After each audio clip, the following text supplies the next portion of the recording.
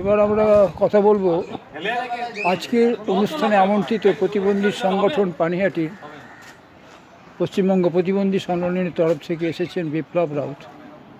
আরও অনেকে এসেছেন এবং আরও আসছেন পথে প্রতিবন্ধীরা।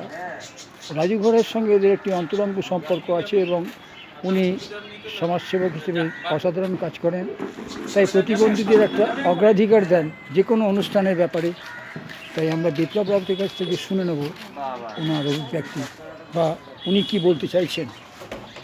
আজকে একটি শুভ দিন, মহা অষ্টমী এবং অন্নপূর্ণা। আজকে আমাদের পুজো। আজকে রাজুদা প্রত্যেকটা প্রোগ্রামেই আমাদের দেখে থাকেন। উনি আমাদের প্রতি খুব সহানুভূতি এবং আমাদের প্রতি যখনই কোনো প্রোগ্রাম হোক আমাদের ডাকেন।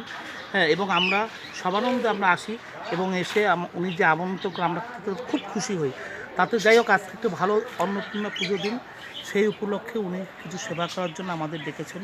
আমাদের বিশেষ চাহিদাপূর্ণ মানুষ আমরা এসেছি যে এই সমাজে থেকেও যে উনি যে এরকমভাবে আমাদের যে সেবা করছে, যেখানে সমাজের বিশিষ্ট মানুষ তারা দেখে না, সেখানে উনি মানুষ হয়ে আজকে আমাদের ঠাকুরের স্থানে এসে, আমি বলছি খুবই ভালো মানুষ উনি। এবং আমাদের এইভাবে যে আমন্ত্রণ করাতে আমরা খুবই আনন্দিত। আরও আমাদের বিশেষ চাহিদাপূর্ণ কিছু খাইয়ে তারা আসবেন, হ্যাঁ, তারাও করবেন। খুবই নমস্কার বিপ্লব রাউত মহাশয়কে। এরপরে আরও অনেকে আসবেন, আমি পরে চেষ্টা করবো আরও শুট করার এবং আরও কিছু বলুন, আরও কিছু যদি বলা থাকে বলুন। দিনে না মানে ওই কথা না বললে না, তাই বলছি, খুব দুঃখের সাথে বলছি। আমাদের যে সরকারি ভাতা, সেই ভাতার জন্য আমরা খুবই আন্দোলন করছি।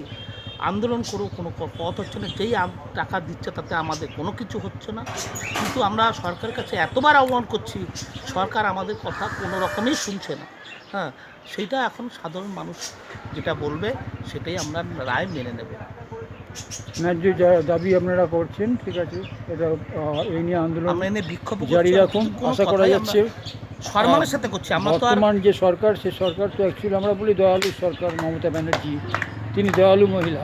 বাট এই ব্যাপারে কেন একটা বিভ্রান্তিকর অবস্থা তৈরি করে দিয়েছেন বা করানো হচ্ছে তা জানি না। এটা একটা সুরাহা হওয়া দরকার, আমিও মনে করি। এই ব্যাপারে আমার সমর্থন রইল। এসবি সমাচার তরফ থেকে শ্যামল ব্যানার্জি বলছি।